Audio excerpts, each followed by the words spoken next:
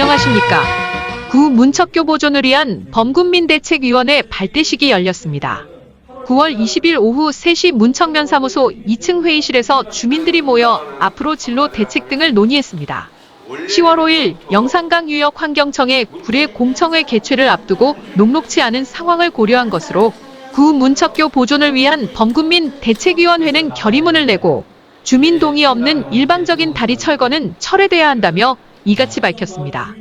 대책위는 자연재난에 대비한 하천 정비 조치는 반드시 필요하지만 지난 2020년 구례 양정마을 침수 원인은 문척교 범람이 아니며 서시천 제방 붕괴 때문으로 환경청에서 시행하는 일방적인 철거 확정은 철회돼야 한다고 주장했습니다.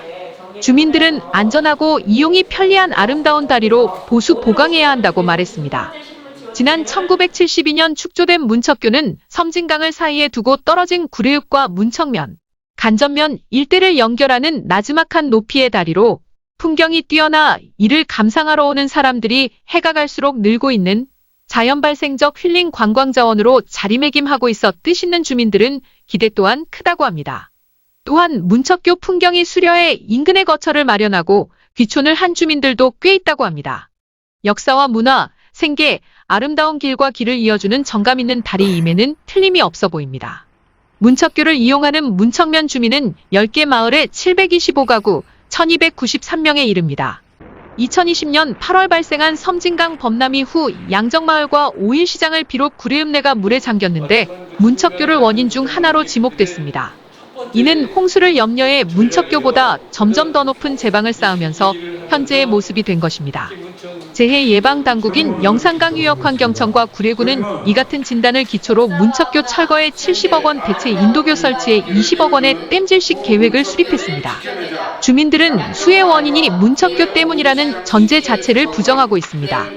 대책위는 양정마을과 구례읍 침수 주원인은 서시일교 하부 굴다리 설치에 따른 제방 붕괴와 수중보 때문이라면서 구 문척교 구조물이나 걸린 쓰레기가 원인이었다면 다리 상류 지역이 침수됐어야 한다고 주장합니다. 이어 1972년 준공 이후 교량이나 교각이 수십 번 침수됐으나 원류되거나 홍수가 난 사실이 없다면서 구례군이 문척교가 수해 원인인 것처럼 호도하고 있다고 성토했습니다. 행정당국의 주민 의견 수렴 절차에 대한 문제도 제기하고 있습니다.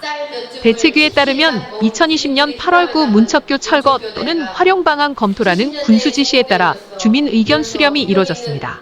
이 결과 구례읍에선 철거 찬성이 많았지만 실제 교량을 이용하는 문척면은 10개 마을 중 8개 마을이 반대했습니다.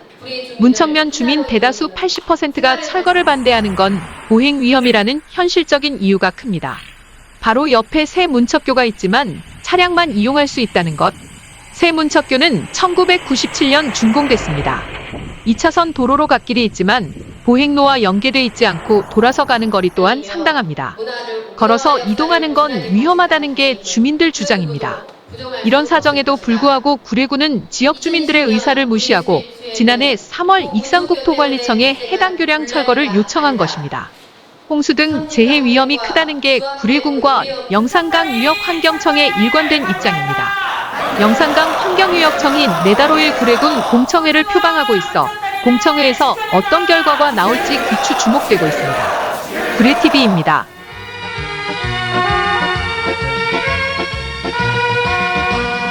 바라보면 지리산 장엄한 모습